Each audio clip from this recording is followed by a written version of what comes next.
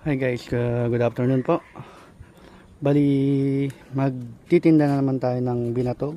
Ayan po, papakita ko sa inyo. At meron ding dito nandito naman yung nyog. Yan. At may mga baso rin kung anong gusto ng customer, kung naka-plastic ba o naka-baso. Meron ding condense, may asin, saka asukal. At meron din akong extrang mais na luto na para in case na magkulang mabebenta natin siya. So ang gamit ko ay motor, dati kong pinang-rides. So ngayon ginagamit ko siya sa panghanap buhay. Ayan po siya. Okay. So diyan ko muna tatapusin ang aking video guys. Maraming salamat at hanggang sa muli.